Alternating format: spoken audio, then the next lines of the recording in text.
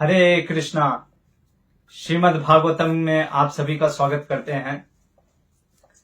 कल हम देख रहे थे प्रसंग कि रुक्मिणी को जब भगवान अपहरण करके रथ पे बैठा करके लेकर चले जाते हैं, जरासंध इत्यादि राजा शिशुपाल को कहते कि रो मत, अरे हार जीत तो लगा रहता है। देखो मैं कितनी बार 17 बार हार गया हूं फिर भी रो रहा हूं, 18वीं बार हरा दिया।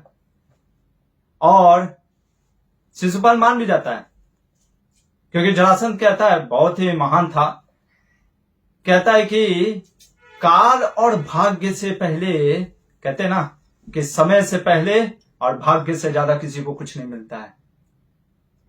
तो और कहता है कि ये सब भगवान के अंदर हो रहा है। और सोचिए, वही कृष्ण सर्वोत्तम भगवान है, पर वो उनको भगवान ना मान करके किसी परम ब्रह्म या विधाता ब्रह्मा जी को भगवान कहता है।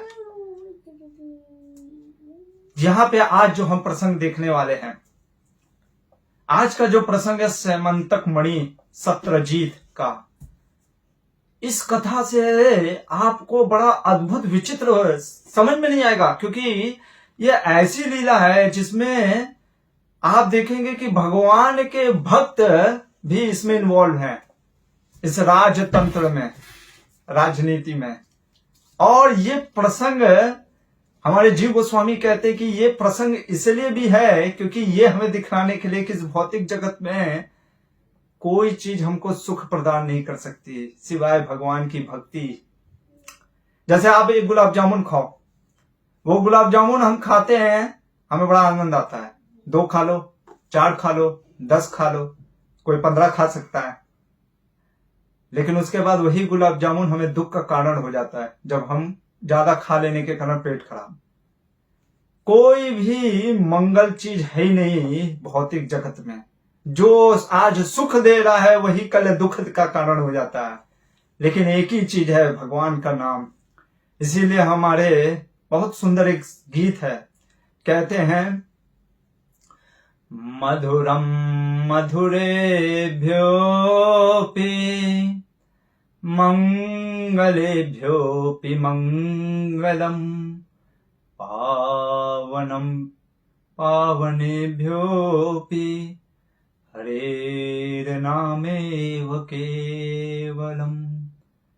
हरि नाम यही एक केवल ऐसा है जो मधुर से भी मधुर है, मंगल चीजों से भी मंगलमय है। वास्तव में सारे मांगलिक कार्य जो हम करते हैं ना, उन सभी का, मांगलिक कार्यों का, अगर एक प्रकार से मैं बोलूं तो ये भगवान का हरि नाम उन सब मंगलमय से मंगलमय है। पावनेभ्यो पावनम, पावनों से भी, पवित्र करने वाले चीजों से भी पवित्र है। और विशेषकर कलयुग में हरि नाम, इसीलिए कहते हैं, उसी श्रृंखला में कहते हैं, दीयताम दीयताम कर्णो नियताम नियताम वच, गीयताम गीयताम नित्यम हरेर्नामेव केवलम। हरि का नाम हमेशा सुनना चाहिए कर्णों से। और कहते हैं कि नियताम नियताम वच, हमेशा बोलते रहो हरि का नाम। गीयताम, हर समय ये भगवान का कीर्तन मधुर, एक नयापन लगता है, नित्य लगता है। ये सिर्फ और सिर्फ आपको हरि नाम में ही दिखेगा। तो आइए ऐसे श्रीमद् भागवतम के प्रसंग को, विशेषकर आज हमारे जीव गोस्वामी सनातन गोस्वामी के टीकाओं को लेकर के आपके सामने प्रस्तुत है, ये श्रीमद् भागवतम का प्रसंग लेकर के, और श्रील प्रभुपाद जी की कृपा को लेकर के आज का भागवत स्टार्ट करते हैं। ओम नमो भगवते वासुदेवाय, ओम नमो भगवते वासुदेवाय, ओम नमो भगवते वासुदेवाय। ओम अज्ञानतिमिरान्धस्य ज्ञानञ्जनाशलाकया चक्षुरुन्मीलितं येन तस्मै श्रीगुरुवे नमः। नमो ॐ विष्णुपादाय कृष्णापृष्ठाय भूतले श्रीमते भक्तिवेदान्त स्वामिनिति नामिने। नमस्ते सरस्वती देवे गौरवाणी प्रचारिणे निर्विशेष शून्यवादी पाश्चात्य देश तारिणे। श्री कृष्णा चैतन्य प्रभु नित्यानंद श्री अद्वैत गदाधर श्रीवासादि गौर भक्त वृंद। हरे कृष्णा कृष्ण कृष्ण हरे हरे, हरे राम राम राम हरे हरे। हरे कृष्णा। श्रीमद् भागवतम का 10वां स्कंद 54 अध्याय चल ही रहा था। तो रुक्मी वो भगवान से द्वेष करता था, उससे नहीं रहा गया। वो कहा कि नहीं, मैं तो अपनी बहन को वापस लेकर के आऊंगा, और नहीं आया तो कुंडनीपुर में अपना पैर नहीं रखूंगा।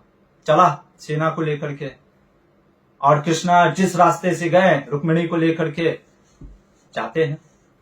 पीछे से देखता है कृष्ण जा रहे हैं, तेजी से दारुक रथ को लेकर जा रहा है इधर, क्योंकि बलराम और सारी सेना युद्ध में लगी हुई थी। तो दूर से ही कहता रुक्मिणी, रुको, ए कृष्ण रुको, मेरी बहन को कैसे लेके जा सकते हो। पर भगवान कुछ सुनते ही नहीं है। भगवान को लगता है अरे अभी नई नई शादी हुई है, और ऊपर से भाई पागल हो गया है, बहन के सामने ही मार दूंगा तो फिर दिक्कत हो जाएगा, इसलिए भगवान लेके चलने लगते हैं। कहते दारुक चलो चलो।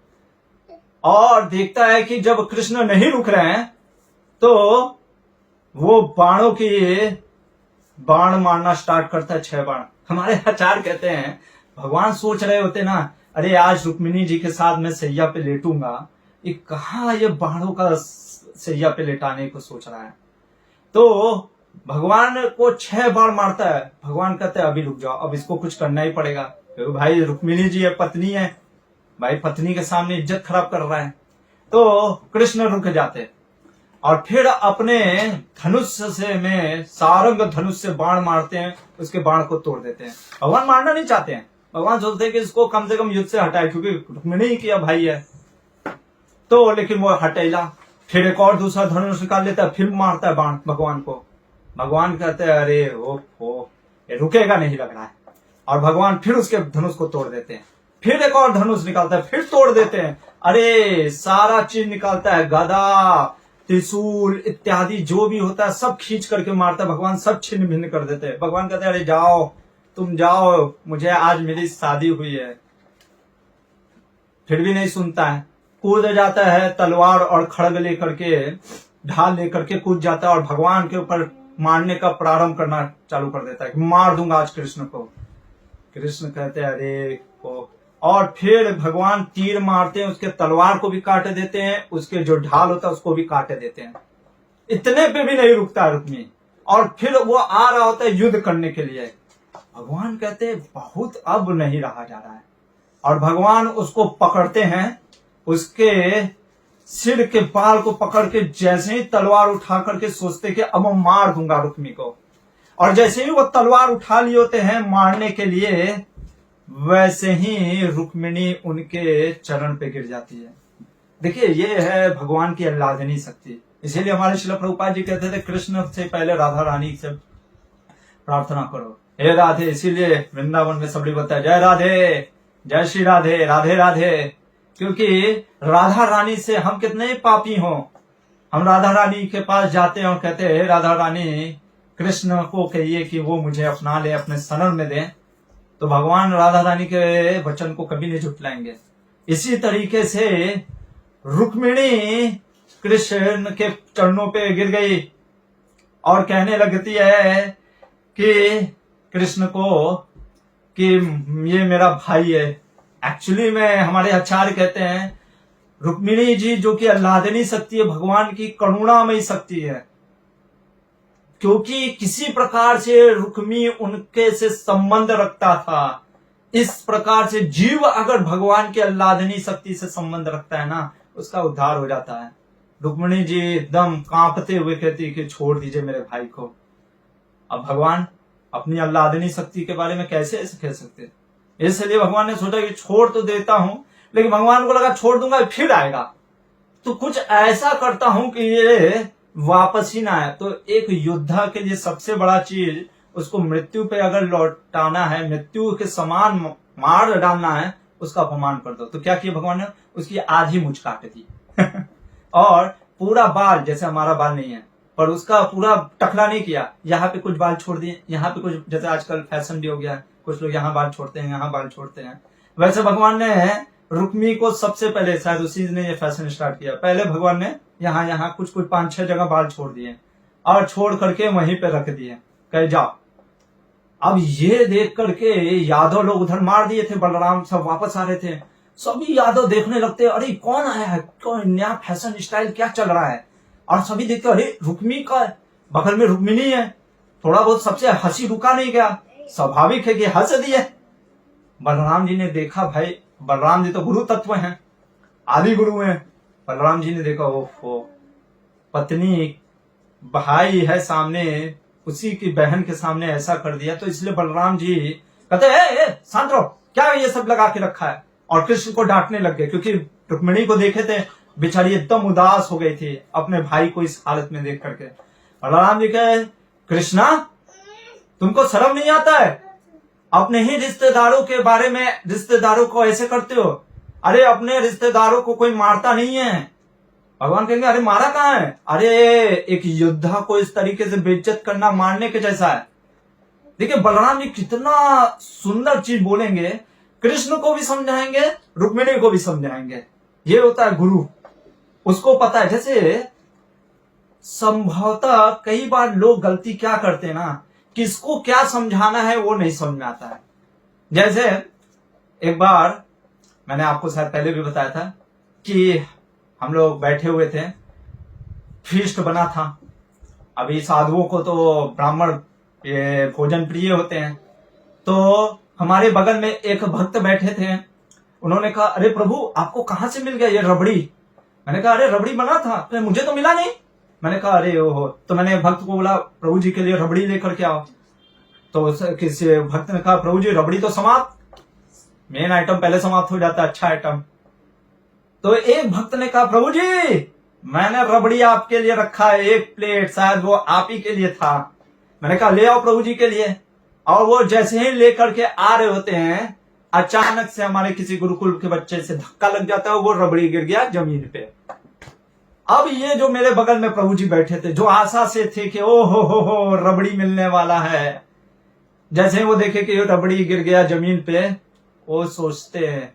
अब देखिए प्रभु जी की प्रतिक्रियाएं, ये हमारे बगल में प्रभु जी बैठे हैं और वो कह रहे हैं प्रभु आपको वैष्णव सेवा लग रहा है, पता नहीं है वैष्णव की सेवा कितनी बड़ी सेवा है। और दिए पूरे भागवत से श्लोक पे श्लोक कि कैसे भगवान से भी बड़ा भक्तों की सेवा है, क्योंकि इनको रबड़ी नहीं मिला था इसलिए ये भक्तों का सेवा महान बता रहे थे।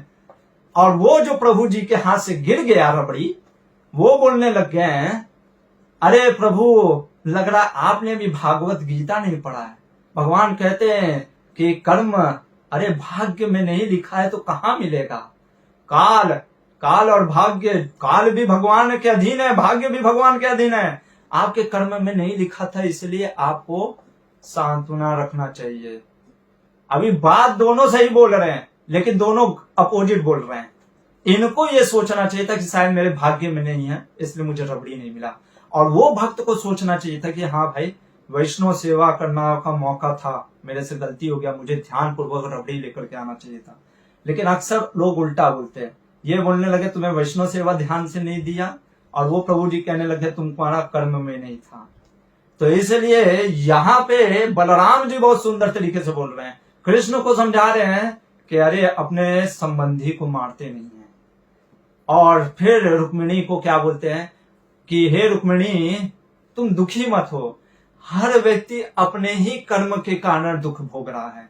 ये जो तुम्हारा भाई रुक्मी है ना, ये भी कोई कम नहीं है, द्वेष करता था, और देखो तुमको शिशुपाल के सामने भेज रहा था, इसलिए इसको यही हल होना था। फिर कृष्ण बोलते हैं, बलराम जी कृष्ण को कहते हैं, बलराम जी कृष्ण को कह रहे हैं कि अरे कृष्ण, कम से कम इसका, मान लीजिए कृष्ण कहीं मारा तो नहीं है मैंने, तो इसलिए बलराम जी कहते हैं कि नहीं नहीं नहीं नहीं, मारा हो या ना मारा हो, कहते हैं बलराम जी कि अपने संबंधियों को मारता वही है जो कि क्या होता है, घमंडी होता है। और तुम तो नहीं हो कृष्ण ऐसे घमंडी, तुमको ऐश्वर्य के मद में कह रहे हैं, राजस्य भूमे वितस्य स्त्रियो मानस्य तेजसा, ना तुम्हें राज्य का, ना तुम्हें भूमि का, किसी चीज का लोभ नहीं है, मैं जानता हूं, तो तुम ऐसे मद वाले व्यक्ति की तरह कार्य मत करो। फिर रुक्मिणी के पास जाते हैं, रुक्मिणी को समझाते हैं, कहते हैं देखो ये जो हुआ न्याय संगत ही हुआ। क्यों? क्योंकि कहते हैं कि वास्तव में ये जो व्यक्ति है, हमारे कह रहे हैं कि ब्रह्मा जी तक ने भी कहा है कि कई बार न्याय के लिए किसी अपने संबंधी तक को भी मारा जा सकता है। देखिए वही शास्त्रों से कैसे ये चीज हमको सीखना है बलराम जी से, कि कैसे लोगों को सही सॉल्यूशन देना है सही रूप में। नहीं तो अक्सर लोग शास्त्र इतने हैं, बहु शास्त्रम बहु वाक्यम, इसीलिए हमारे आचार्य कहते हैं अनेक शास्त्र और अनेक वाक्य सुनने से मन विचित्र हो जाता है, चंचल हो जाता है, समझ में नहीं आता क्या है। सब लोग कहते हैं अरे शास्त्रों में तो ये भी लिखा है, शास्त्रों में तो ये भी लिखा है, शास्त्रों में ये भी लिखा है, तो करना क्या है। इसलिए बहुवाक्यम, बहुत ज्यादा वाक्य सुनने से, बहुशास्त्रम, अनेक शास्त्रों का अध्ययन करने से, शास्त्र पढ़ना गलत नहीं है, लेकिन किस उद्देश्य में, किस काल, किस परिस्थिति में बोला गया है वो समझना बहुत जरूरी है। बलराम जी उसमें एक्सपर्ट थे और एक महाभारत में विदुर जी बहुत एक्सपर्ट थे।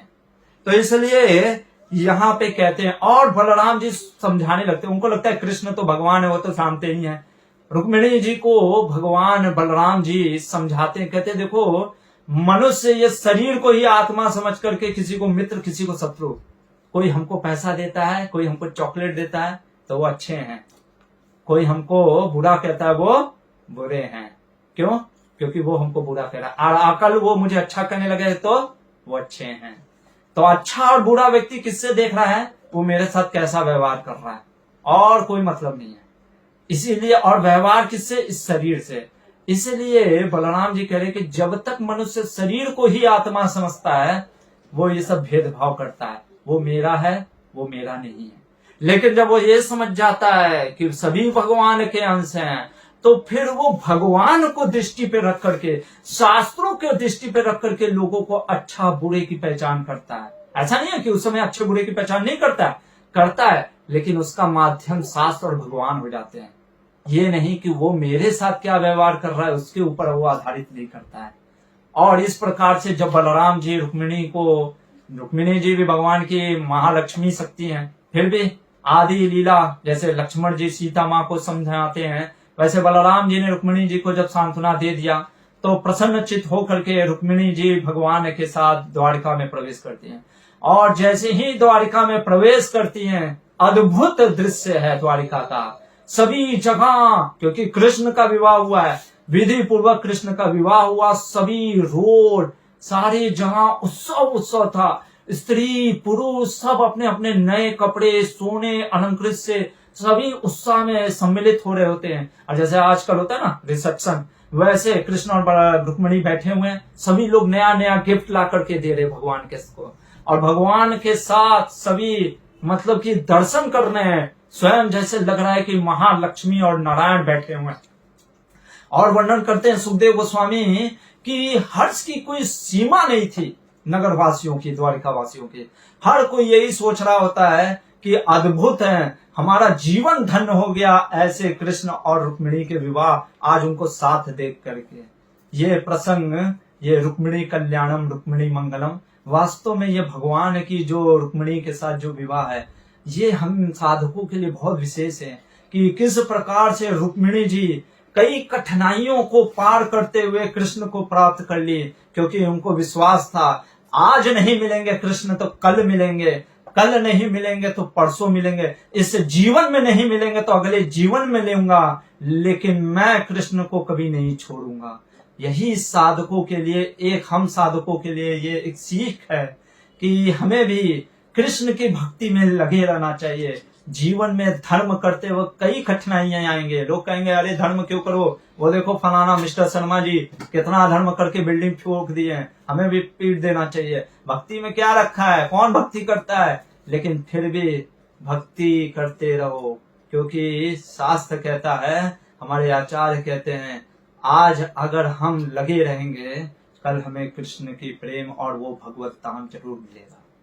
तो इस प्रकार से कृष्ण और रुक्मिणी के व्यवहार के बाद सुखदेव गोस्वामी एक बहुत सुंदर कथा करते हैं।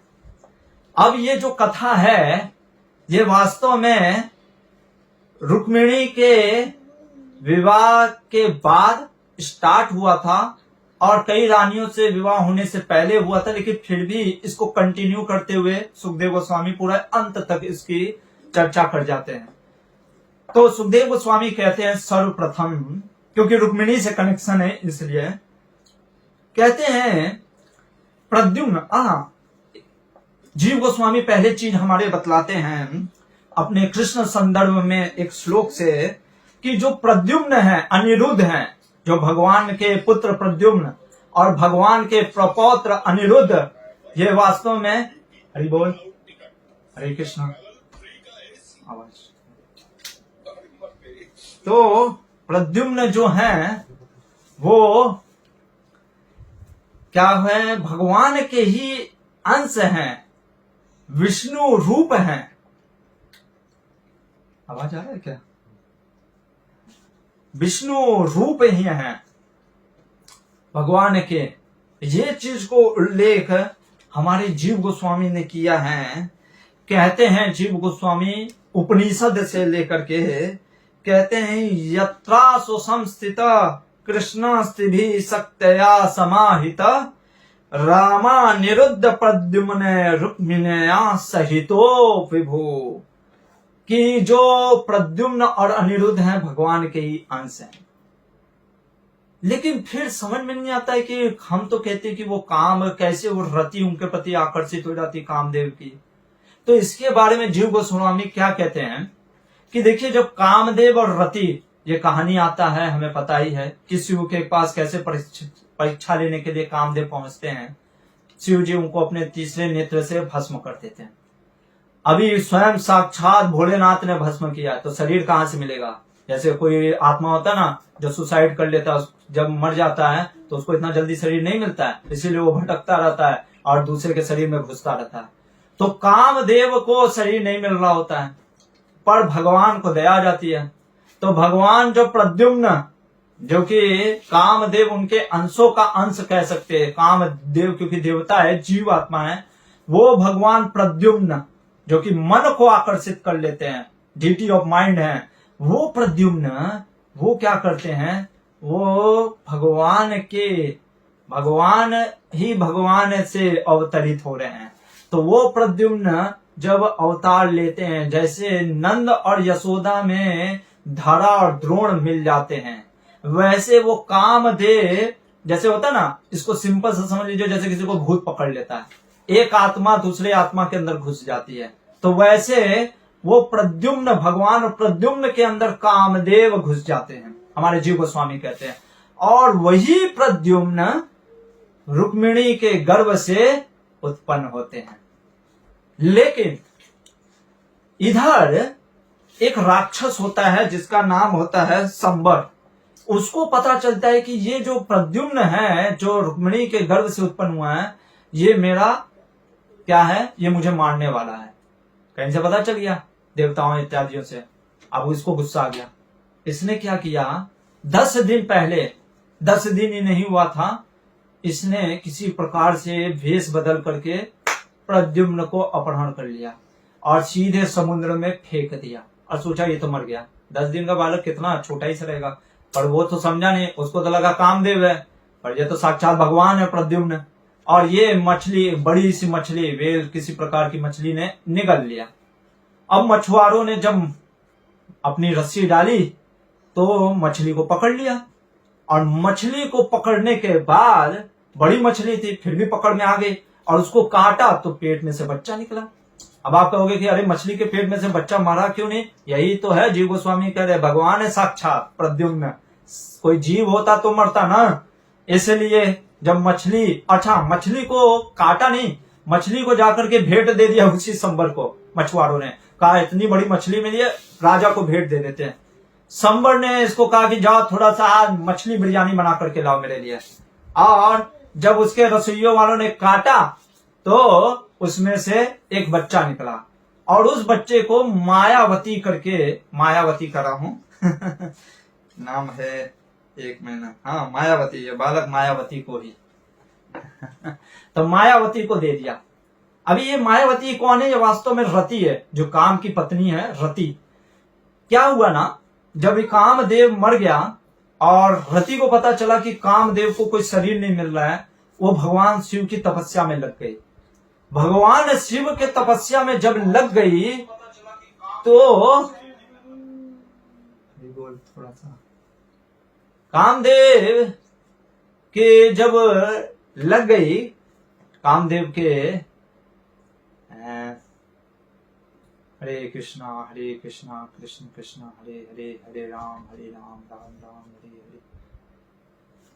जब कामदेव, जो रति जो कामदेव की पत्नी होती है, उसको पता चलता है कि मेरे पति को कोई शरीर नहीं मिल रहा है, तब वो कामदेव क्या करती है, वो रति क्या करती है, शिव की उपासना करना स्टार्ट करती है।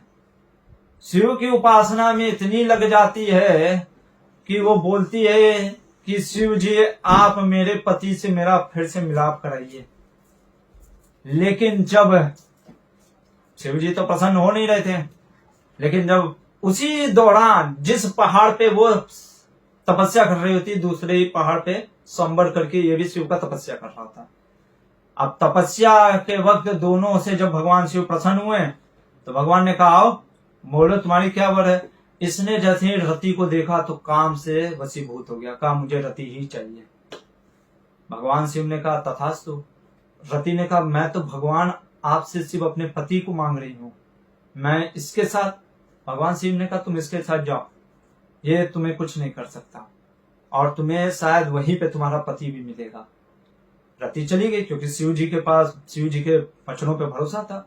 और हमारे आचार्य कहते हैं अपनी मायावी शक्ति से ये रसोईया बन गई वहां पे, और कभी भी उसके संपर्क में, कभी भी उसको टच नहीं किया संबर ने, उसकी मायावी शक्ति के कारण वो बची है। तो वो उसका भोजन ध्यान रखती थी। तो जब उसने देखा कि ये बालक को, छोटा सा नन्हा सा बालक, पर उसको लगा कि ये तो मेरे साक्षात पति स्वयं कामदेव लग रहे हैं, और उनको विश्वास होने लग गया शायद ये काम ही होंगे।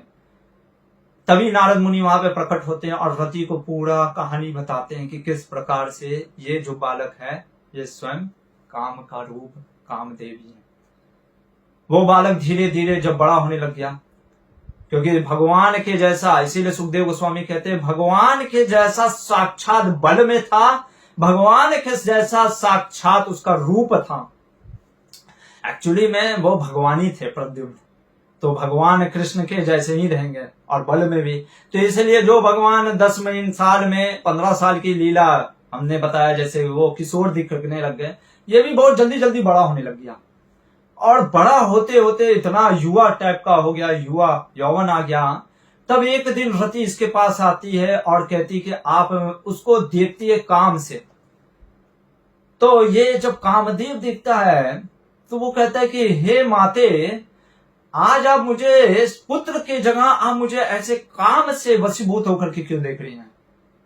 तो रति कहती है कि वास्तव में मैं तुम्हारी माता नहीं, मैं तुम्हारी पत्नी हूं रति, और किस प्रकार से हम दोनों का वियोग हो गया था।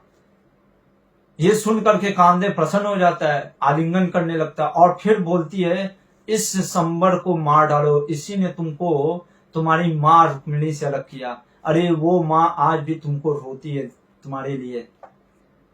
इसने जा करके बड़ी सभा में चुनौती दे दी। किसको? संबर को। ये आजा मेरे साथ युद्ध कर। और वो था बहुत मायावी, माया दानव से सीखा था। ये बात रति बतला देती है और कहती है कि पर आपको भी मैं एक शक्ति देती हूँ जो कि मुझे शिव जी से प्रदान हुआ है, और वो शक्ति आप उसके ऊपर भी मोहित कर सकते हैं। प्रद्युम्न की ललकार सुन करके संवर से रहा नहीं गया, चल पड़ता है युद्ध करने के लिए। और सबसे पहले गदा से गदा की युद्ध होती है। तो जब गदा से गदा की युद्ध होती है तो संवर के गदा को उठा करके फेंक दिया प्रद्युम्न ने, और ये अटैक करने आते हैं जब प्रद्युम्न, तो माया दानव से सीखा हुआ आकाश मुड़ जाता है और फिर वहां से बाणों की वर्षा करने लगता है, अलग अलग त्रिशूल, तलवार, खड़ग इत्यादियों से प्रहार करता है। पर ये भी एकदम यहाँ पे वर्णन आता है, सत्व गुण से उत्पन्न, कहने का अर्थ है सत्वात्मिका महाविद्या, तमो गुण की विद्या नहीं थी, सत्व गुण की विद्या थी। उससे उसके संवर के सारे मायावी शक्ति को नष्ट करके प्रद्युम्न ने उसके पकड़ा, सिर पे कवच, सिर के पे मुकुट, कानों में कुंडल सहित उसकी सिर को धड़ से अलग कर दिया और उसका शरीर गिर गया। इसके बाद रति ने कहा कि हमें तुरंत द्वारका चलना चाहिए, क्योंकि आपकी मां वियोग में, आपके वियोग में अभी तक रो रही हैं। और रति ने उसको आकाश मार्ग से द्वारका में लेकर के आई।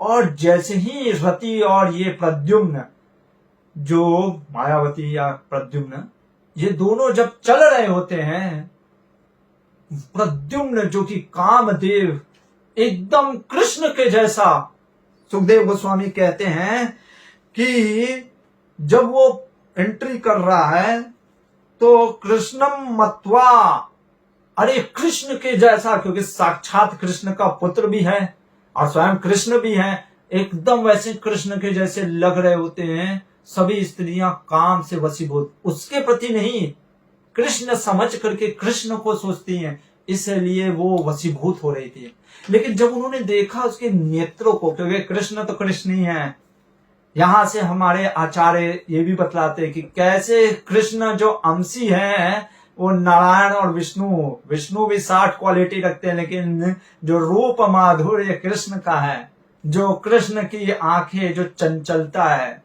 जो उनका रूप है, वो कृष्ण का ही है। कृष्ण जैसा दूसरा कोई है ही नहीं, स्वयं नारायण भी नहीं है।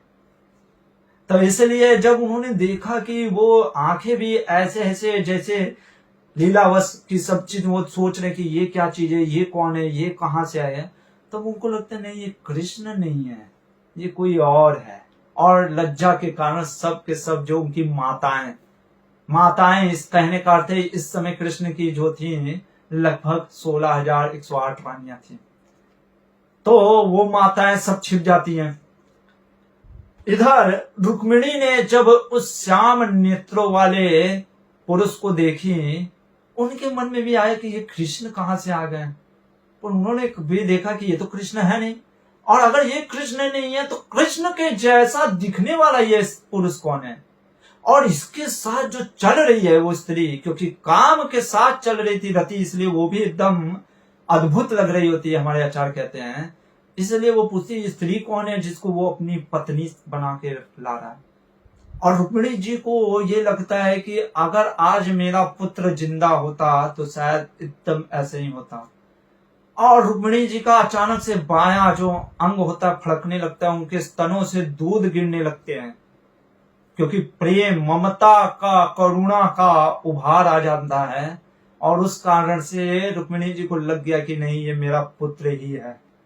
और वो प्रद्युम्न को गले लगाती हैं रुक्मिणी जी, और रति को भी गले लगाती हैं और उनका स्वागत करती हैं। फिर उसी समय भगवान कृष्ण, वसुदेव जी, देवकी, बलराम इत्यादि सब वहां पे पहुंच जाते हैं। सभी ने, कृष्ण तो सब जानते थे, लेकिन भगवान कहते अरे कैसे हुआ, क्यों हुआ। तब नारद मुनि वहां पे आते हैं और नारद मुनि पूरी कहानी बतलाते हैं, किस प्रकार से संवर ने इनको फेंक दिया था समुद्र में, फिर मछली के से निकाल करके किस प्रकार से ये इस रति मायावती के साथ रही, और कैसे संबर को इसने मारा। इन सारे लीलाओं को सुनने के बाद सभी को मन में ऐसा लगा जैसे एक निर्धन व्यक्ति पाया हुआ धन जैसे जैसे सोना चांदी उसको मिल गया हो, वैसे खोया हुआ बेटा पा करके कृष्ण और रुक्मिणी बहुत प्रसन्न होते हैं। और फिर सभी द्वारिकावासी भी कहते हैं कि अद्भुत है विधाता की ये नीति कि आज खोया हुआ पुत्र रुक्मिणी को वापस मिल गया। सब लोग महान चर्चा, पूरा उल्लास फिर से द्वारिका के नगरी में होने लगता है। अब सुखदेव गोस्वामी यहाँ पे एक कथा करते हैं। फिर से ये अध्याय है 56वां। कहते हैं यहाँ पे माताओं का जो जिक्र हुआ तो सुखदेव गोस्वामी को लगता है कि अब परीक्षित जानना चाहते हैं कि ये बाकी स्त्रियां कैसे भगवान की पटरानियां हुई, इसलिए अब भगवान की जो सबसे प्रिय पत्नी है, रानी है सत्यभामा के बारे में बतलाते हुए सुखदेव गोस्वामी उसी के प्रसंग में एक और जो रानी जामवती के साथ विवाह करेंगे भगवान के बारे में। और ये अद्भुत प्रसंग है। इस प्रसंग को मैं चरित्र, विशेषकर भक्तों के चरित्र को देख करके आपको संदेह हो जाएगा, लेकिन घबराइए नहीं, हमारे आचार्यों की टीका है हमारे साथ, इसलिए आपको अगर कभी संदेह हो भी जाए प्रश्न पूछ सकते हैं। तो सुखदेव गोस्वामी वर्णन कर रहे हैं कि भगवान कृष्ण का एक सेंटेंस में वैसे वो निकलते हैं, भगवान श्री कृष्ण का अपमान करके, कौन? सत्राजीत अपमान करके फिर अपन पछतावा करके अपनी बेटी और समंतक मणि भगवान को उपहार देने के लिए आए। परीक्षित ने कहा रुकिए सुखदेव महाराज, आप एक श्लोक में पूरा खत्म कर दिए कहानी, पहले ये बताइए सत्राजीत ने भगवान का अपमान क्यों किया? और ठीक है अपमान किया, ये सत्राजीत को समंतक मणि मिला कहां से? सत्यभामा को वापस फिर क्यों दिया? तो आप पूरा विस्तार से मुझे ये बतलाइए इस कथा को। सुखदेव गोस्वामी कहते हैं, तो सुनो कथा इस प्रकार से है। सूर्य देव का बहुत बड़ा भक्त होता है सत्राजीत, जो कि द्वारका में ही निवास करता है। हर दिन सूर्य को अग्नि देता था। सूर्य देव के साथ मित्रता का जैसा व्यवहार हो गया था। तो एक दिन सूर्य ने साक्षात उसको दर्शन दिया, और सूर्य देव का दर्शन इतना अद्भुत था। आप सोचे सूर्य सामने आ जाए तो आंखें चौंधिया जाएंगी। तो सूर्य देव को देख करके ये सत्राजीत कहता है, अरे मैं तो आपको मित्र की तरह समझता हूं, और मित्र दूसरे मित्र को देख ही नहीं पा रहा है, तो कैसे मैं मित्रता निभाऊं? सूर्यदेव प्रसन्न हो जाते हैं। तो वो अपने क्या गले से एक मणि होता है, समंतक मणि, निकाल करके वो हटा देते हैं, और जो प्रकाश होता है उनका, जो उस समंतक मणि से बहुत दिव्य आभा निकल रही होती है, उसको निकाल देने के बाद वो अपनी आभा को कम करते हैं। तो इसको क्या लगता है ना कि ये समंतक मणि से, विष्णु पुराण में हमारे जीव गोस्वामी कहते हैं, इसको लगता है कि समंतक मणि से ही आभा आ रही होती है। तो ये सत्राजीत जो कि काम लोभी होता है, वो कहता है कि मुझे ये समंतक मणि चाहिए। सूर्यदेव कहते हैं ले लो, और सूर्यदेव ने उसको ये समंतक मणि दे दिया। अब ये समंतक मणि ले जाकर के, अभी सबको जैसे कोई लोग होते ना, कुछ मिल जाता है तो दिखाने लगते हैं, ये देखो, कई लोग जैसे गोल्ड मैन कहलाते हैं, पूरे शरीर में गोल्ड गोल्ड पहन करके घूमते हैं। उसी तरीके से समंतक मणि पहन करके घूमने लग गया, और उससे जो दिव्य ज्योति की आभा निकल रही थी, द्वारका वासियों को लगा अरे आज साक्षात सूर्य आ गया है क्या, और ये जा किधर रहा है, लग रहा है कृष्ण से मिलने आ रहा है। सभी दौड़ करके सोचते कि कृष्ण को बताएंगे, पहुंचते हैं, और कृष्ण उस समय पासा खेल रहे होते हैं। ऐसे भगवान कोई जुआ नहीं खेल रहे हैं, मतलब कि मित्रों तो के साथ जैसे हम लोग वो खेलते हैं लूडो टाइप का गेम, वैसे गेम खेल रहे होते हैं। और जैसे ही सब द्वारिकावासी, कुछ द्वारिकावासी जो कि बच्चों के कहने पर सुन लिए थे कि ओ हो बालम वचनम, कि अरे सूर्य देव आ गए सूर्य देव, तो ये लोग भी जाकर के बोल देते, सोचते कि कृष्ण को बताएंगे कि कृष्ण आज आपसे सूर्य देव मिलने आ रहे हैं। तो लोगों ने बोला कि भगवान, अरे कृष्णा, सूर्य देव आपसे मिलने आ रहे हैं। कृष्ण सोचते हैं अरे सूर्य देव मुझसे क्यों मिलने आएंगे, अरे क्यों नहीं आएंगे, सारे देवी देवता ब्रह्मा शिव इत्यादि मिलने आते हैं, तो सूर्य कौन सा बड़ा देव है, वो भी आए हैं आपसे मिलने। भगवान को तो पता होता है, भगवान कहता है वो सूर्य देव नहीं है, वो वास्तव में सत्राजीत है, समंतक मणि उसके पास है, उससे वो आभा निकल लीजिए सूर्य की जैसी रोशनी, वो कुछ नहीं है, आप लोग जाइए घर।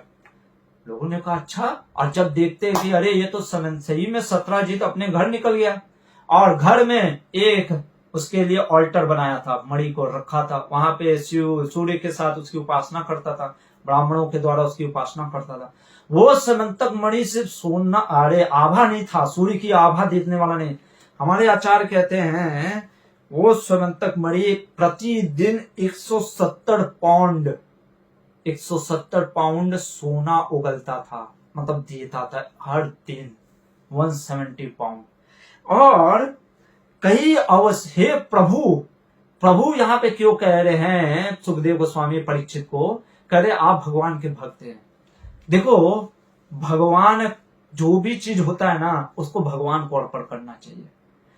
ये जो मणि विशेष प्रकार की होती है ना, इनका अगर अच्छे से केयर नहीं किया गया, यही मणि हमारे लिए घातक हो जाती है। इसीलिए हमारे वैदिक संस्कृति में ना हम सिर्फ लोगों को सब कुछ नहीं देते थे, उनकी पात्रता को भी देखते थे। जैसे महाभारत में हमने बताया था कैसे द्रोणाचार्य ने एकलव्य को, लोग कहते अरे एकलव्य को ज्ञान नहीं दिया। आप एक बात सोचिए, एक टेररिस्ट को आप सिखा दीजिएगा कि एरोप्लेन कैसे चलाना है, आप कहेंगे नहीं नहीं ज्ञान सबको मिलना चाहिए, तो सिखा दीजिए, फिर वो क्या करेगा 9/11 पे जैसा केस करेगा।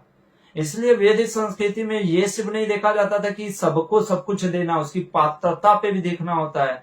अरे शेरनी का दूध बर्तन में, स्टील के बर्तन में ले सकते हैं, उसके लिए सोने की पात्रता चाहिए।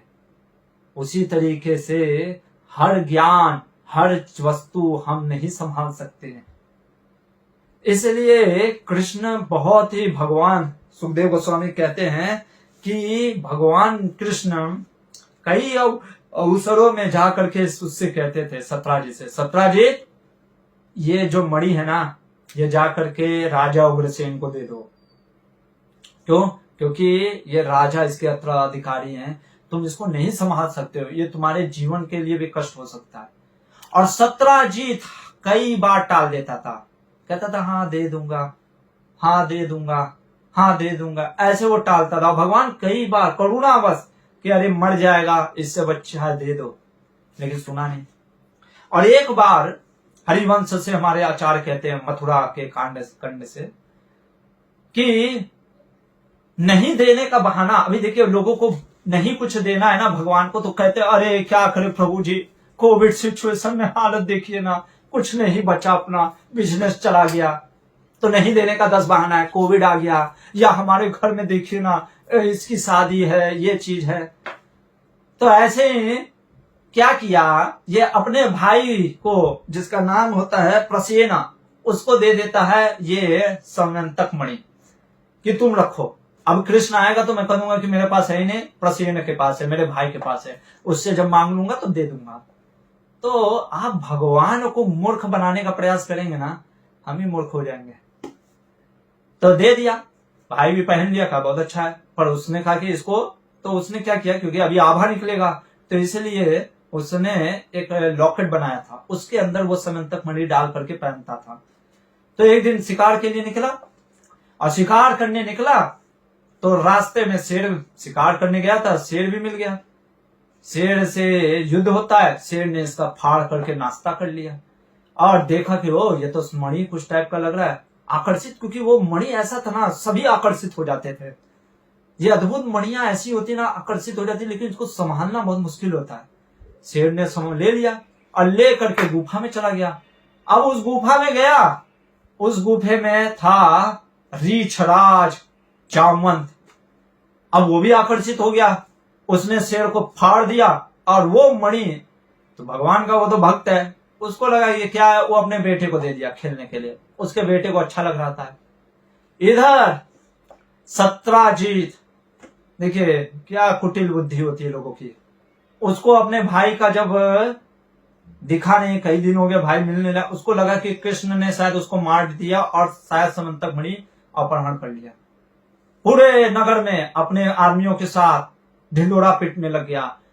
क्या? अरे मेरे भाई को मार दिया कृष्ण ने, मेरे भाई को मार दिया कृष्ण ने, मेरा समंतक मणि चोरी कर लिया।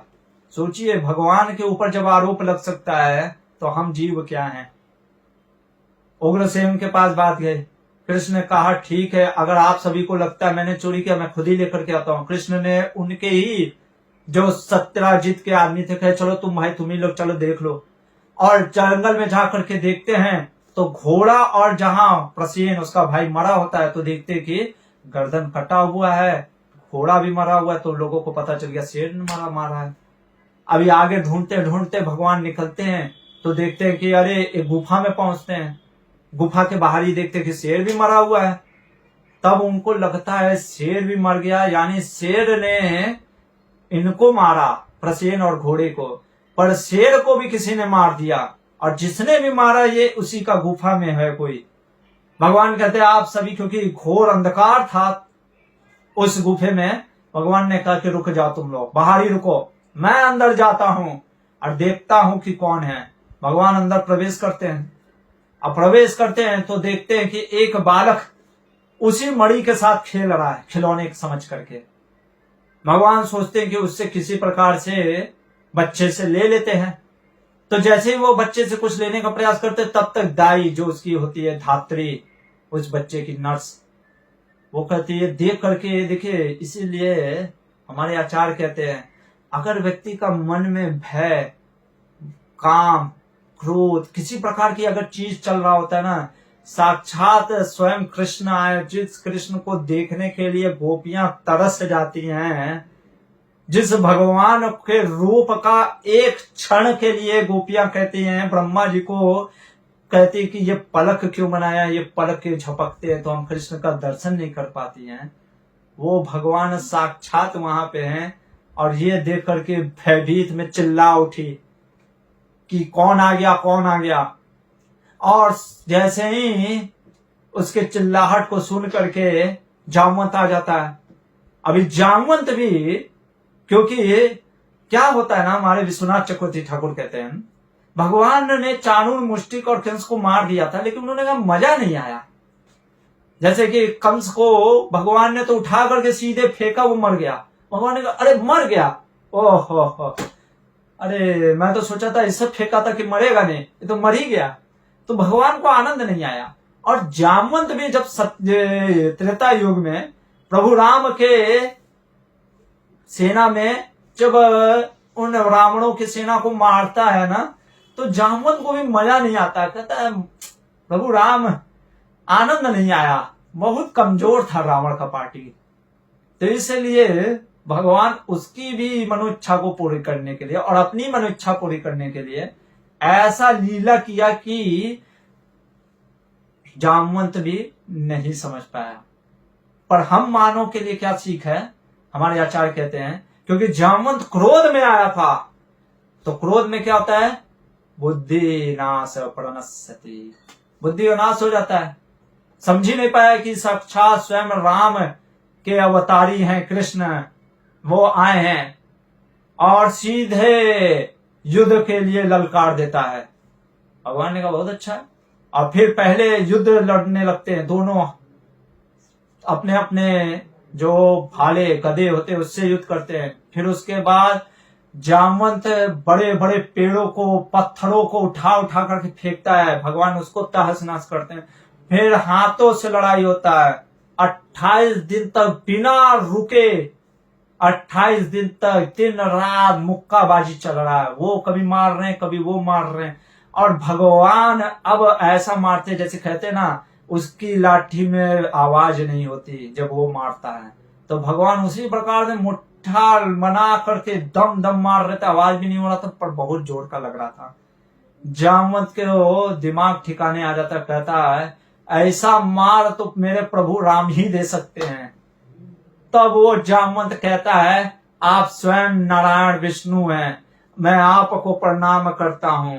अरे आप तो परमात्मा के रूप में सबके हृदय में विद्यमान है, पता नहीं मेरे हृदय में भी विद्यमान थे, मैं आपको क्यों नहीं समझ पाया। मैंने आपकी ताकत देखी थी प्रभु, जब क्या हुआ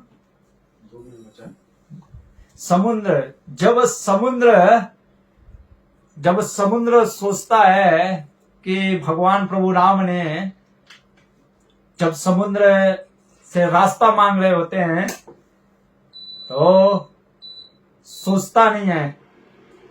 हरे कृष्ण। प्रभु राम जब समुद्र से कहते हैं कि सुनो समुद्र देव, मुझे रास्ता दिखलाओ, तो समुद्र देव फिर उठ करके आता है और रास्ता दिखलाता है और कहते हैं कि मैंने देखा था कि किस प्रकार से आपने उस समुद्र में एक हलचल पैदा कर दी थी। मैंने आपको देखा है किस प्रकार से आपने रावण की सेना को तहस नहस कर दिया था, मैंने देखा है, और इसलिए मैं आपको प्रणाम करता हूं। भगवान ने देखा कि अब ये तो समझ गया। भगवान उसके सिर पे, शरीर पे हाथ रखते हैं और जैसे ही छूते ना, सारे उसके जो हड्डी में दर्द हो रहा होता है सब चूर चूर हो गया होता है, वो फिर से फिट हो जाता है। और प्रणाम करके फिर भगवान कहते हैं एक्चुअली में मैं क्यों आया, क्योंकि मेरे ऊपर आरोप लगा है कि मैंने ये मणि चुराई है, और इस कारण से मैं ये मणि मुझे आप दे दो, जिससे मैं दुनिया को बता सकूं भाई मैंने मणि नहीं चोरी की, खास करके वो सत्राजीत को। भगवान को इस प्रकार से मांगते हुए देख करके तो जामुन को बड़ा लज्जा होता, कहता है भगवान सब कुछ आपका, आप ये ले लो, और कहता है ये मेरी बेटी है जामवती। एक्चुअली में जामवन था रीक्ष, लेकिन उसकी पुत्री जो है हमारे आचार्य कहते हैं वो मानव थी, क्योंकि ये जो जामवन था ये देवता का पुत्र होता है, इसलिए वो कोई भी रूप ले सकता है, लेकिन उसकी पुत्री जो थी वो मनुष्य के रूप में थी। और कहता है जामवंत कि आपने वचन दिया था भगवान, आप मना नहीं कर सकते हैं। जब राम के रूप में आप आए थे, आपने कहा था उस समय, ये उसकी बेटी छोटी थी, कहा था प्रभु जामवंत ने कि आप मेरी बेटी से विवाह करिएगा। प्रभु राम ने कहा मैं तो इस समय एक पतिव्रता, बस एक पत्नी व्रत लिया हूं कि एक ही पत्नी रखूंगा, तो इसलिए प्रकार कि मैं जब कृष्ण के रूप में आऊंगा तब मैं एक्सेप्ट करूंगा। तो भगवान ने कहा कि ठीक है, और जामवती को लेकर के भगवान मणि को लेकर के निकलते, बाहर देखते तो कोई है ही नहीं सब गायब।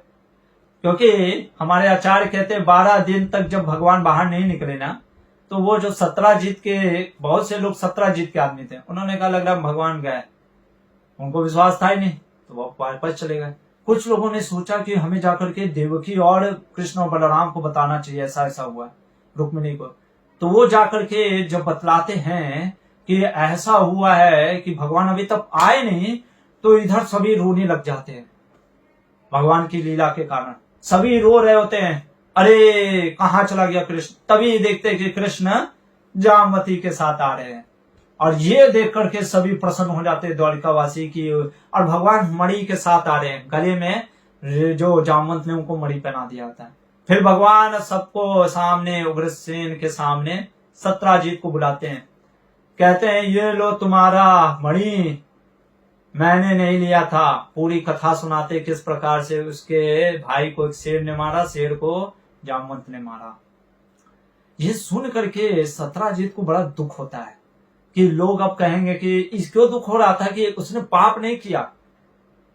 देखिए कई बार होता है ना, हम जैसे चोरी करते हैं तो हमें दुख इस चीज का नहीं होता कि हमने चोरी किया इसलिए, दुख इस चीज का होता है कि हम पकड़ा गए चोरी करते हुए तो उसी तरीके से सत्राजीत को दुख हो जाता है कि अब लोग कहेंगे कि देखो ये झूठा आरोप लगाता रहता है। तो उस कारण से, दुख के कारण, अपराध करने के कारण उसका मन खिन्न हो जाता है, और वो रात भर सोचता रहता है क्या करूं क्या करूं। तब वो सोचता है कि मैं अपनी बेटी सत्यभामा, जो कि रत्नों में सबसे बहुत सुंदर थी सत्यभामा, वो कहता है कि मैं अपनी बेटी भगवान को दे दूंगा और मणि भी दे दूंगा। तो जाता है दरबार में, भगवान को मणि और सत्यभामा को सबसे आगे करता है, और सत्यभामा को देता है और कहता है भगवान ये मणि भी ले लो। भगवान उसके मन को पढ़ लिए, वो मणि एक्चुअली में देना नहीं चाहता। जैसे कई लोग होते ना कि कहते कि ये अब आपका ऐसे ऐसे, पर वो देते नहीं है, हाँ ये आज से आपका हो गया, पर अपने ही पास रखे रहते। वैसे ही भगवान कहते हैं, समझ जाते हैं कि इसको देने की इच्छा नहीं है, इसलिए भगवान कहते हैं रखे रहो अपने पास, मुझे मणि नहीं चाहिए। सत्यभामा मिल गई, यही बहुत बड़ा चीज है। इधर अब यहां से हमारे सुखदेव गोस्वामी ये 57वें श्लोक में बोलते हैं, क्या बोलते हैं, कनेक्शन है। जीव गोस्वामी बतला रहे हैं, भगवान दिखा रहे हैं कि किस प्रकार से अपने भक्तों के ऊपर वो कृपा करते हैं। जब भगवान को इधर पता चला कि पांडवों को लाक्षागृह में मार दिया गया है, भगवान तो जानते हैं, फिर भी बलराम के साथ हस्तिनापुर गए और भीष्म, कृतवर्मा, विदुर, द्रोण, गांधारी, इन सबको प्रणाम करते हैं। और श्रीधर स्वामी कहते हैं, बहुत अद्भुत चीज लिखा श्रीधर स्वामी ने, ये 57वें श्लोक का 57वें अध्याय का 57 चैप्टर का 2nd श्लोक है। श्रीधर स्वामी कहते हैं, जिनका नाम नहीं आया ना, वो सभी के सभी द्रोही हैं। वास्तव में वो सभी के सभी इस षड्यंत्र के भागीदार हैं, वो दुखी नहीं थे। और सबसे अद्भुत नाम है कि इसमें धृतराष्ट्र का भी नाम नहीं आया है। अक्सर लोगों को लगता है कि धृतराष्ट्र सिर्फ अंधा था, बेचारा वो प्रेम के में, जितना दुर्योधन कल्प्रिट था ना, उतना ही धृतराष्ट्र भी कल्प्रिट था। ये मैं आपको भागवत महाभारत में बता ही चुका हूं। और विदुर जी का नाम क्यों आया, विदुर जी तो जानते थे, पर हमारे आचार्य कहते फिर भी वो दुखी थे कि इस प्रकार से उनके जो भतीजे हैं और कुंती जैसी महारानी को दर दर के भटक रही हैं। तब कृष्ण बलराम जो हैं इधर जब गए, कहा, हस्तिनापुर, अक्रूर जी और कृतवर्मा ने सतंध्वा को बुलवाया। सतंध्वा को क्यों बुलाया, सतधनवा को। अब ध्यान से सुनिएगा क्योंकि ये बहुत ही अजीब लगेगा, क्योंकि सुखदेव गोस्वामी बड़ा आश्चर्य, जब मैंने पढ़ा कि सुखदेव गोस्वामी ने आश्चर्यचकित होकर के भी नहीं बोला और परीक्षित महाराज ने क्वेश्चन नहीं उठाया। अरे वो अक्रूर जी जो कि वंदनम के आचार्य हैं, जो कि जब भगवान मथुरा में प्रवेश करते हैं तो वो कैसे लौट जाते हैं, वो अक्रूर जी और कृतवर्मा वो सतंध्वा को बुला करके कहते हैं कि सत्राजीत को मार डालो। देखो तुमसे, क्योंकि सत्राजीत ने क्या किया था ना, कई लोगों से कहा था कि मैं अपनी बेटी से विवाह करूंगा, और उसमें से एक सतंध्वा भी था। तो अक्रूर जी और सतंध्वा, अरे कृतवर्मा यही करे, देखो तुमसे कहा था, वादा किया था ना कि मर जाएगा। अरे उसको, अरे वो कहते हैं कि वो तुमसे वादा किया था। क्या वादा किया था कि तुम्हें अपनी बेटी देगा, दिया क्या? अरे चलो बेटी नहीं दिया, कम से कम मणि तो देना चाहिए था ना, मणि भी नहीं दिया। बताओ, एक काम करो, उसको मार डालो, जैसे उसका भाई मर गया, कोई तो बेटा है नहीं, मणि भी तुम्हारा हो गया। ये कौन बोल रहा है? अक्रूर जी और सतंध्वा, अरे कृतवर्मा बोल रहे हैं। और परीक्षित महाराज ने भी नहीं पूछा कि अक्रूर जी कैसे ये बोल सकते हैं। बड़ा आश्चर्य लगता है ना। जीव गोस्वामी, सनातन गोस्वामी कहते हैं, देखिए कई लोग कहते हैं कि अक्रूर जी ने गोपियों का अपराध किया था, कि उन्होंने गोपियों से लेकर के कृष्ण को लेकर के आ गए, इसलिए उनका अपराध था। हाँ, ये मान सकते हैं, जीव गोस्वामी ने ये भी बोला है। लेकिन अक्रूर जी जबरदस्ती तो नहीं लाए थे, कृष्ण लाए थे। हाँ, ये मान सकते, फिर भी गोपियों को तो पता नहीं, उन्होंने अब श्राप दे दिया हो। लेकिन गोपियां तो ऐसी नहीं है कि किसी को श्राप देने वाली। एक कारण अगर ले भी लेते हैं, अक्रूर जी ने वो किया, पर मुख्यतः वो कारण नहीं है। मुख्यतः कारण क्या है? हाँ, गोपियों का जैसे विरह कृष्ण को झेलना पड़ा, वैसे ही अक्रूर जी को भी कृष्ण से विरह झेलना पड़ा। ये जीव गोस्वामी मानते हैं, कहते हैं हाँ ये हुआ है, क्योंकि उन्होंने गोपियों को जैसे, क्योंकि भगवान दिखलाना चाह रहे थे कि जो जैसा करता है वो वैसा भरता भी है, तो वो एक लीला है। लेकिन मुख्यतः कारण क्या था ना, ये अक्रूर जी का प्रेम है भगवान के प्रति। अक्रूर जी और कृतवर्मा बहुत आघात हो गए जब कृष्ण का नाम सब जगह। स्वाभाविक है, प्रेम है भक्त का। भक्त को अच्छा नहीं लगता है कि कोई भगवान को बुरा भला कहे, इसलिए इनको बुरा लग गया। और खास करके सत्राजीत ने इतना ढिंढोरा पिटा दिया था। और ये सतंधवा भी कोई शुद्ध आत्मा नहीं है, इसीलिए अक्रूर जी, अरे सुखदेव महाराज कहते हैं कि सयान व भिल्लोभा सब पापा। ऐसा नहीं कि सतंधवा बहुत अच्छा इंसान था, पापी था, दुष्ट था। वो सत्राजीत से बदला लेने का मौका ही ढूंढ रहा होता है। तो बस इन्होंने जाके कहा कि भाई उसको मार दो। सतंधवा रात को सोते हुए सत्राजीत का गर्दन रेत दिया। देखिए ये मणि का प्रभाव, उस मणि की वजह से सत्राजीत के जीवन में क्या क्या, भाई गया, अभी बेटी का शादी भी हो गया और उसका भी हत्या हो गया। जैसे पशु का कसाई वध करता है ना, वैसे उसके रेत दिया और सारी स्त्रियां चिल्ला उठी, लेकिन वो कुछ नहीं सुना और सतंधवा मार करके वहां से निकल गया। इधर जब सत्यभामा को पता चला उसके पिता मर गए, वो तो एकदम रो रो करके मार डाला गया। वो अपने पिता के शव को जलाई नहीं, क्योंकि किसी ने कहा अरे तुम्हारे पति कृष्ण है, जब वो अपने गुरु के पुत्र को मृत्यु लोक से ला सकते हैं। हमने देखा था कैसे सांदीपनी मुनि के पुत्र को यमलोक से लेकर के आ गए, वो तो साक्षात भगवान है, वो ले आएंगे। सत्यभामा अपने पिता के शव को लेकर के हस्तिनापुर चली गई और जा करके रो रो करके बताई कि किस प्रकार से सतंधवा ने मेरे पिता को मार दिया। भगवान तो सब जानते थे, लेकिन कई बार अक्सर होता है ना, लोग यही सोचते हैं कि भगवान ने उसको बचाया तो मेरे पुत्र को भी बचाना चाहिए। ये कहीं फोर्स नहीं है, वो लीला होता है। भगवान क्यों कुछ करते हैं, कब क्या करते हैं, इसीलिए यहाँ पे बोलते हैं आगे के प्रसंग में सुखदेव गोस्वामी कि भगवान की लीला ब्रह्मा शिव भी नहीं समझ पाते हैं, हम जीव कैसे समझेंगे।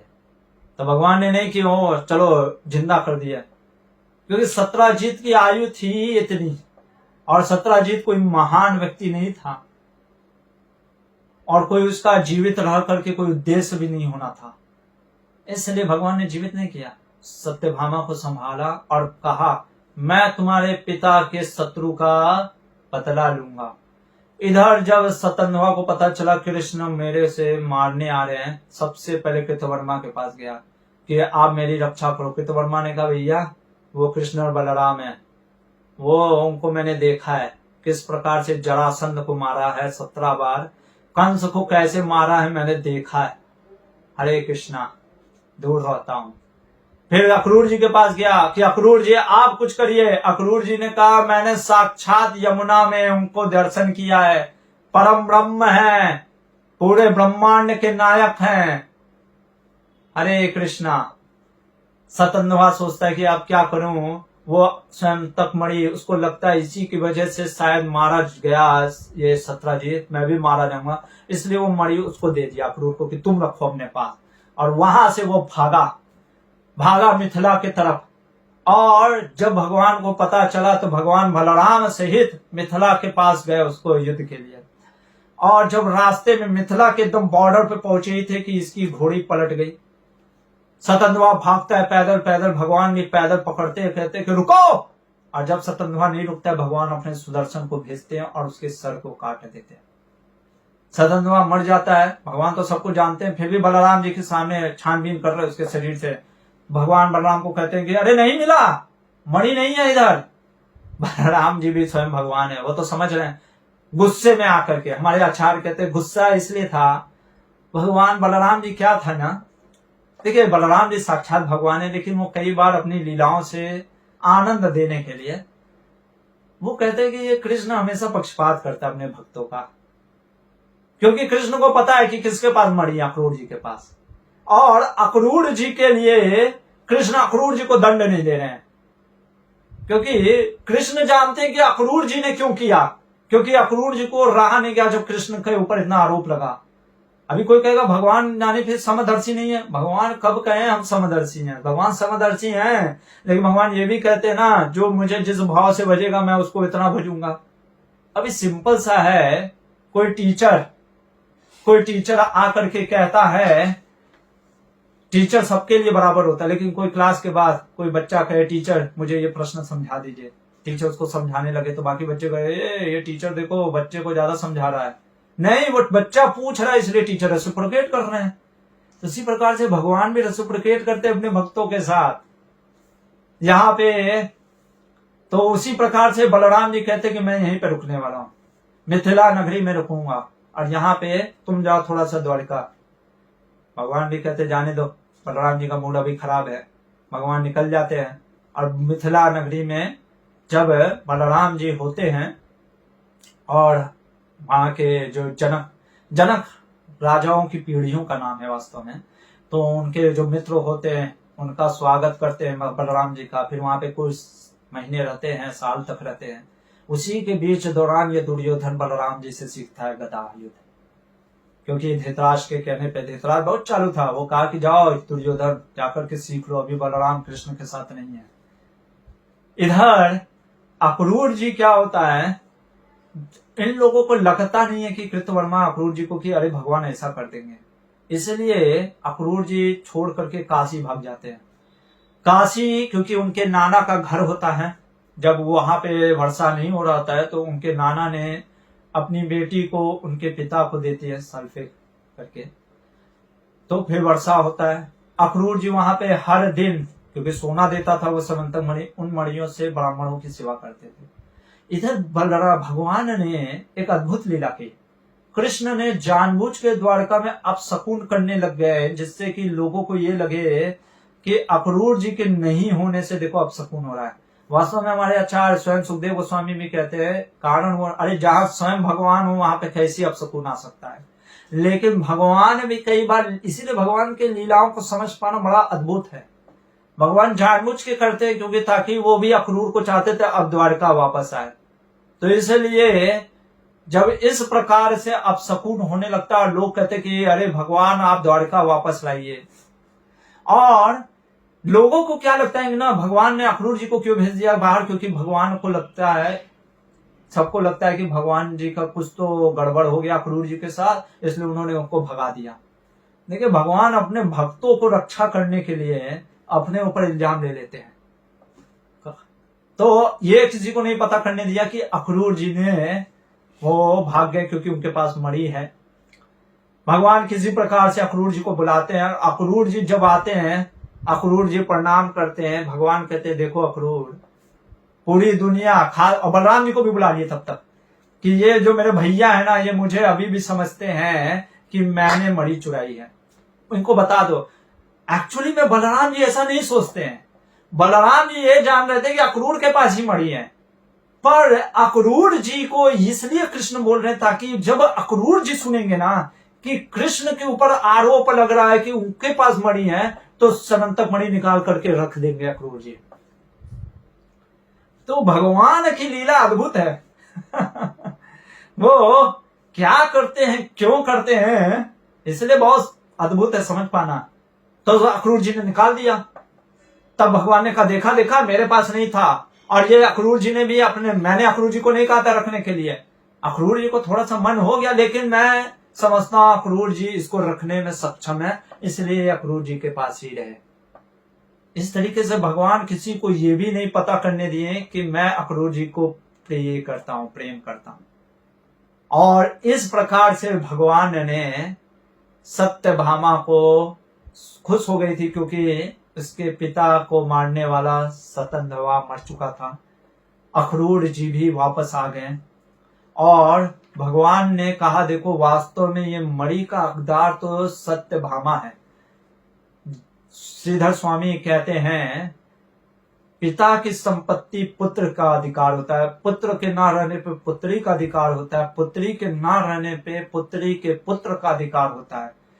क्योंकि सत्यभामा को मणि में कोई दिलचस्पी नहीं थी, इसलिए भगवान ने कहा मणि तो सत्यभामा का अधिकार है, और सत्यभामा का दिलचस्पी ना होने के कारण उसको एक पुत्र का अधिकार है, उसके पुत्र का। यानी उस समय भगवान सत्यभामा जो थी गर्भवती थी, लेकिन भगवान फिर भी कहते जब तक इसका पुत्र नहीं होता तब तक आप उसको केयर टेक में रखे रहिए।